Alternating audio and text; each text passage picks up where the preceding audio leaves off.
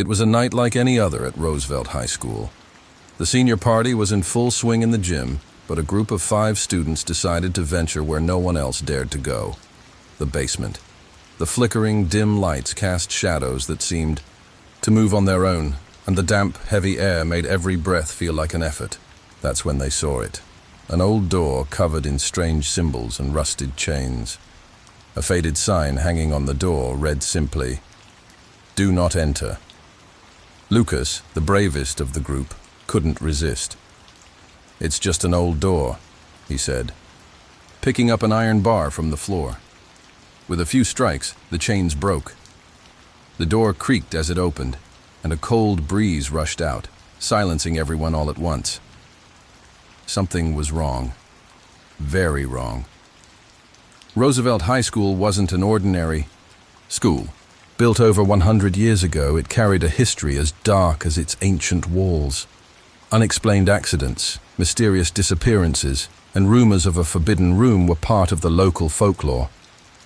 Decades ago, a scientific experiment conducted in the school's basement had gone terribly wrong. Something had been summoned, something that shouldn't exist. The room had been sealed, and no one ever spoke of what had happened there. As the group stood before the open door, Anna, the most skeptical of the group, let out a nervous laugh. "This is just an urban legend," she said. "You know, those stories they make up to scare freshmen." But the others didn't seem so convinced. The heavy atmosphere and the strange symbols on the door suggested there was more to it. Still, curiosity got the better of them. One by one, they entered the room.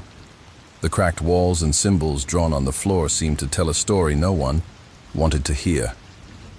And in the center of the room, a strange energy hung in the air, as if something was waiting for them. As soon as they crossed the threshold, a wave of icy cold hit the group. The room was small, with walls covered in deep cracks, and symbols that seemed to pulse under the faint light of their flashlights. In the center, a dark stain on the floor caught their attention, as if something had been spilled there long ago. At first, nothing happened. Just the heavy silence and the feeling of being watched. But then, Anna suddenly stopped. Her eyes, once filled with skepticism, were now glazed, fixed on something only she could see. "Anna?" Lucas called hesitantly. She didn't respond. Instead, she began to murmur words in a language none of them recognized. "This isn't funny, Anna," said Julia, the most cautious of the group. But Anna didn't seem to hear. Her body began to twist, and her eyes darkened, as if something was taking hold of her. Suddenly, she turned to Lucas, with an expression that was no longer human. Before he could react, she attacked him, scratching his arm with supernatural strength. The group panicked. They ran out of the room, but the feeling that something was following them was undeniable. The hallway lights began to flicker, and laughter echoed through the walls, coming from nowhere. The entity was free, and it wasn't alone. Anna, now completely possessed, chased them with terrifying determination. Pedro, the group's leader, tried to stay calm. "We need to figure out what this is and how to stop it," he said, but the doubt in his voice was clear. They had opened a door that should have remained closed, and now they would pay the price. Chaos spread through Roosevelt High School like wildfire. Anna, now fully possessed, wasn't alone. 2 other students who had entered the room also began to act strangely. Their eyes darkened, and their movements became jerky and inhuman. They attacked anyone in their path, spreading panic through the halls. Pedro, the only one who still seemed to keep his composure, tried to gather the survivors. "We need to find a way to seal that room," he said. But the doubt in his voice was clear. What they had unleashed was far greater than anything they could have imagined. As they fled from the possessed, the group began to find clues scattered throughout the school. Dusty old documents in the library archives spoke of secret experiments conducted in the basement. Symbols identical to those in the forbidden room were etched into the walls of an abandoned laboratory in the sub-basement. Every detail seemed to fit into a macabre puzzle. It was in the laboratory that Pedro found something crucial. An old book, its pages yellowed and fragile. Inside, there was a symbol identical to the one in the forbidden room, accompanied by a description in Latin. "This isn't just a legend," he murmured as he flipped through the pages. "Someone tried to seal this thing before." But time was running out. The possessed were getting closer, and the entity seemed to grow stronger with each passing minute. Pedro knew they had to return to the forbidden room, but the thought of facing it again was terrifying. "We have no choice," he said, looking at the survivors. "If we don't do something now, we're all going to die." The group agreed, but fear was written all over their faces. They knew that by returning to that room, they would be stepping into a nightmare they might never escape. In the abandoned laboratory, Pedro continued to flip through the old book, his hands trembling as he read the yellowed pages. That's when he found something that made his heart stop for a moment.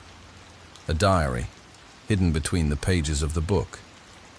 It belonged to a scientist named Dr. Elias Grayson, who had worked at Roosevelt High School decades ago. The entries in the diary were disturbing. Dr. Grayson described a scientific experiment involving parallel dimensions, something he called the Threshold Project. According to him, the entity had been accidentally summoned during an attempt to open a portal to another world. "It does not belong to this plane," Grayson wrote. "It feeds on fear and chaos." The scientist had tried to seal the entity but failed. As a last resort, he locked the room and left instructions for a spell that could seal it permanently. The entity can only be contained with the sacred symbol and the right words, the E diary said. "But beware. It will try to possess anyone who gets close." Pedro looked at the survivors, his face pale but determined. "We have to go back to the room," he said. "It's the only way to end this." The group hesitated, but they knew there was no other choice. The entity was spreading, and every minute lost meant more victims. With the diary in hand, they prepared to face the nightmare they had unleashed. The group returned to the basement, each step echoing like a funeral drum in the silent halls. The door to the forbidden room was open, and a faint pulsating light emanated from within. The air was heavy, charged with a malevolent energy that made their skin crawl. Inside the room, the entity waited for them.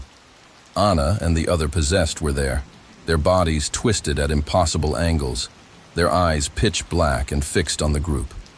In the center of the room, a shadowy, indistinct figure floated, radiating an aura of pure terror. It was the entity in its true form. Pedro clutched Dr. Grayson's diary tightly, his hands sweating as he read the instructions for the spell. "We need to draw the sacred symbol on the floor," he said, his voice trembling. As the survivors tried to keep the possessed at bay, Pedro began to trace the symbol with chalk, his hands shaking with every line. The entity didn't stay still.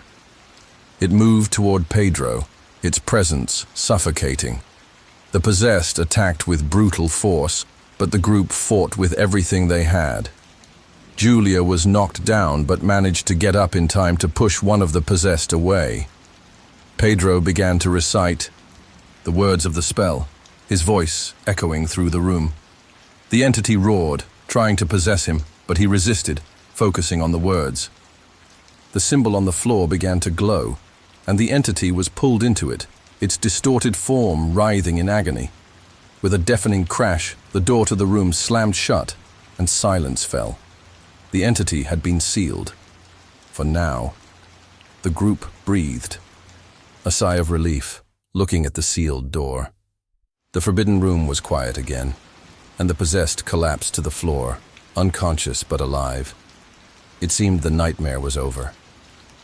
Pedro looked at his friends, a tired smile on his face. "We did it," he said, his voice still trembling. But as he turned to leave the room, something made him stop. A strange feeling, as if something was crawling under his skin. In the bathroom, Pedro stared at himself in the mirror. His eyes, once filled with relief, now glowed with a supernatural light. He tried to move, but his hands acted on their own, tracing the same symbol that had sealed the entity. There are places that should not exist, places that only appear when the end is near.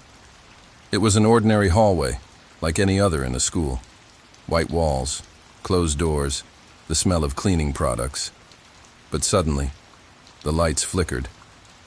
And when he looked ahead, the hallway had no end, just an infinite, narrow, suffocating tunnel. He tried to scream, but the sound vanished before it even left his mouth. Footsteps echoed, but they weren't just his. Something else was there. Something that shouldn't be. And then he realized there was no way back. The hallway had chosen him. He knew the stories.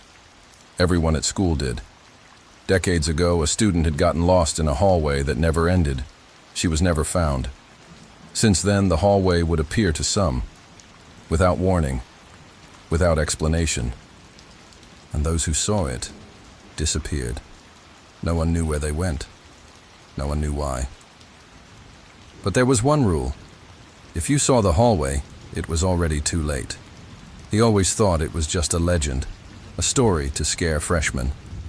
Until now. As he walked, memories flooded his mind. Classmates who vanished without a trace. Whispers in the empty hallways.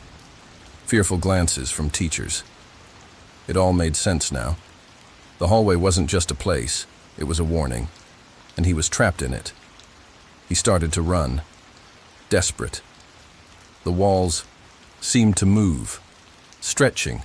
Twisting. As if the hallway was alive. Every door he tried to open was locked. Every turn he took led him back to the same place.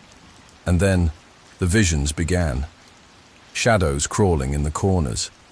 Whispers echoing his name. Familiar faces appeared and disappeared, distorted by fear. He saw scenes from his life, the car accident that almost killed him, the fight with his parents, the day he felt completely alone. The hallway wasn't just trapping his body, it was invading his mind. The more he ran, the more the hallway pursued him, and deep down he knew, no matter where he went, there was no way out. The hallway was infinite, and he was trapped in it. That's when he saw them. Other students, pale faces, eyes wide with terror. They were there, trapped like him. Some huddled on the floor, others pounding on the walls, screaming for help. One of them approached, trembling. "Did you see the hallway too?" he asked, his voice breaking. He nodded, speechless. But before they could exchange more than a few words, something happened. One of the students began to dissolve, as if made of smoke. In seconds, he was gone, leaving only an echo of a scream. One by one, the others followed the same fate. Some cried, others fought, but it was no use. The hallway consumed them. He tried to hold a girl's hand, but she disintegrated between his fingers. "No!" he shouted, but his voice was lost in the void. Within minutes, he was alone again. The silence was deafening, and then, he realized, the hallway wasn't just trapping people, it was consuming them. And he would be next. That's when he saw her. A figure at the end of the hallway, motionless, watching. It was a girl, but not like the others. Her eyes were empty, and a cold smile stretched across her face. She approached, floating, as if she didn't touch the ground. "Do you know why you're here?" she whispered, her voice echoing in his mind. He couldn't respond. "I was trapped here too," she continued. "But I gave up, and so will you." He tried to back away, but his feet seemed rooted to the floor. "The hallway isn't a place," she said, getting closer. "It's a reflection of you, of your fear, of your pain, and it will only end when you give up." He felt the cold touch of her hand on his face. "Give up," she whispered. "It's easier that way." But deep down, he knew. Giving up wasn't an option. He looked into the girl's eyes and saw something he didn't expect. Fear. Fear of him. "I won't give up," he said, his voice firm, even as he trembled inside. The hallway shuddered, the walls cracking, the floor splitting open. The girl screamed, her face twisting in fury. "You don't understand!" she shrieked. "You'll never escape!" But he was already moving, running, not to flee, but to face it. The visions returned, more intense than ever. He saw the car accident again, felt the pain of loss, the weight of loneliness. But this time, he didn't let it paralyze him. "This doesn't define me," he shouted as the hallway crumbled around him. The girl tried to grab him, but her hands passed through him like smoke. "You can't win," she howled. But he already knew the truth. The hallway wasn't about her. It was about him. And he decided he wouldn't let fear win. He opened his eyes. White lights, unfamiliar faces, the smell of antiseptic. A hospital. He was lying in a bed, tubes connected to his body. "He's awake!" someone shouted. Family members rushed over, crying, smiling. He tried to speak, but his voice was weak. "You were in a coma," they said, "for weeks." He looked around, confused, relieved. But then his gaze fell on the hospital hallway. There, at the end, a shadow moved. A familiar figure, the girl from the hallway. She stared at him, smiling before disappearing. He felt a chill down his spine. The hallway wasn't over. Maybe it never would be. Sometimes the end is just the beginning. The hallway remains, silent, empty, waiting. For some, it's just a passage. For others, a trap with no end. But one thing is certain. It never disappears. It just waits. Because in the end, we all have a hallway. A place where our fears chase us, where our doubts consume us.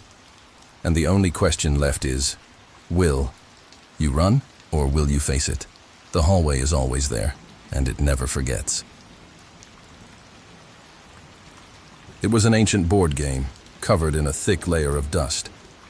The board was adorned with strange symbols, engravings so disturbing they seemed to scream, and pieces that, to the touch, felt like bones. A dark aura emanated from it, but Lucas, always the first to dive into an adventure, didn't hesitate. "Let's play," he said with a challenging grin. Anna, the most cautious of the group, tried to warn them. "This feels wrong. We shouldn't mess with this." But the others laughed, ignoring her warnings.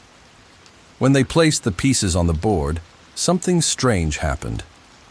The pieces moved on their own, and a faint light flickered at the center of the game. The atmosphere in the room changed instantly. A heavy silence fell, and the worried glances between them said it all. Something was very, very wrong. This wasn't the first time the game had appeared at the school. 30 years ago, a group of students had mysteriously disappeared. No one could explain what had happened, but rumors always pointed to a board game. A game that, according to legend, had been created by an expelled student. That student, whose name had been erased from the records, had sworn revenge against the school.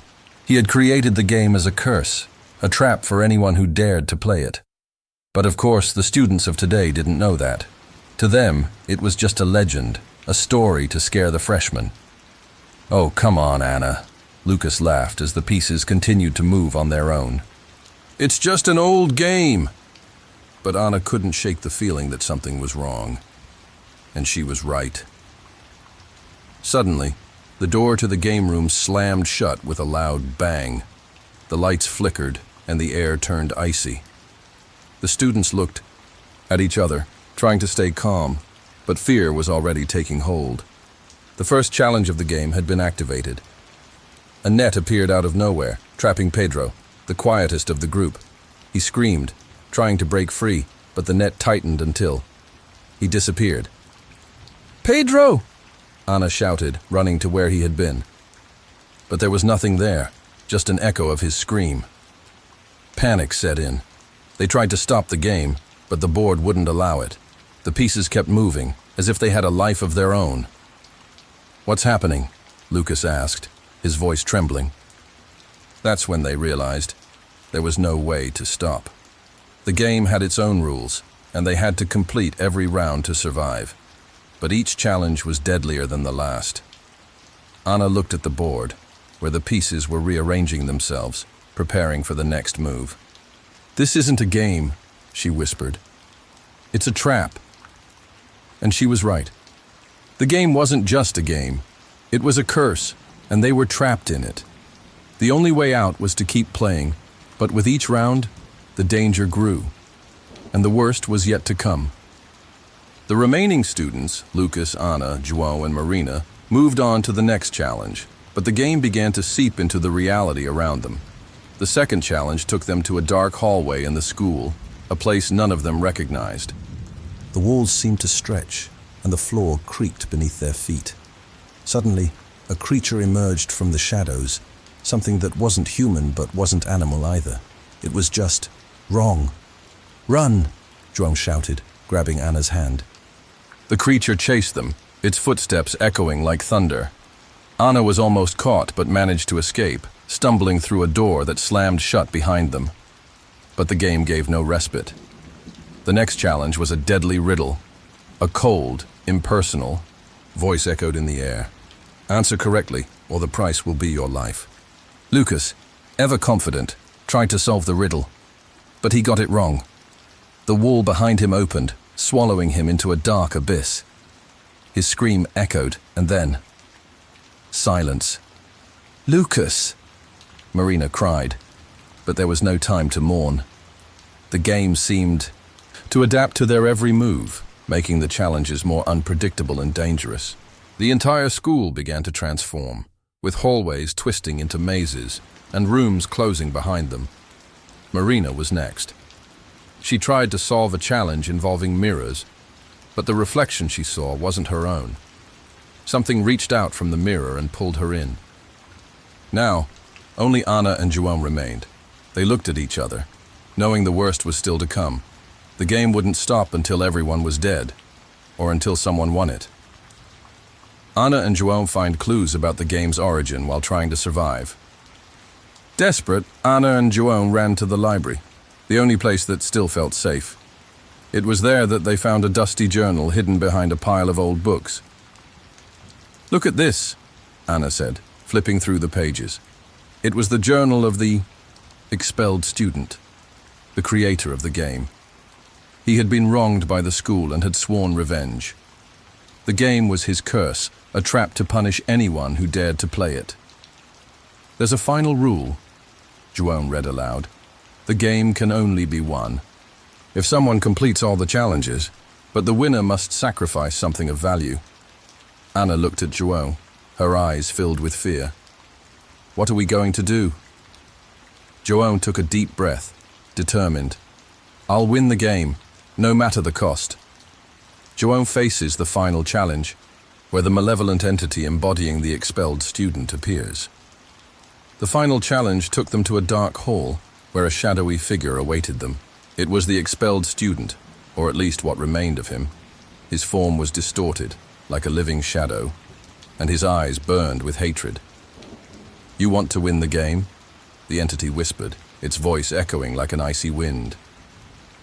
"Then make a choice. Sacrifice Anna and save yourself, or risk everything to save her." João looked at Anna, who was trembling beside him. He knew there was no time to hesitate. "I choose to save her," he said, his voice firm, surprising even himself. The entity laughed, a sound that seemed to tear through the air. "Then prove your worth." João used his wits to outsmart the entity, solving a final riddle it presented. The creature screamed, its form dissolving into black smoke. The game seemed finally defeated. Anna and João collapsed to the floor, exhausted but relieved. "It's over," Anna whispered, holding João's hand. But deep down, João knew something still wasn't right. The game wasn't that simple. As Anna and João try to process what happened, the game delivers its final blow. Anna and João left the room, hoping never to see the game again, but when they looked back, the board was there, intact, as if nothing had happened. The pieces rearranged themselves, and a sinister light flickered once more. "It can't be," Joel murmured. But before they could do anything, the game vanished. Days later, another group of students entered the game room. They found the board covered in dust and laughed at the warnings scrawled on the wall. "Let's play," one of them said, ignoring the chill he felt when he touched the pieces.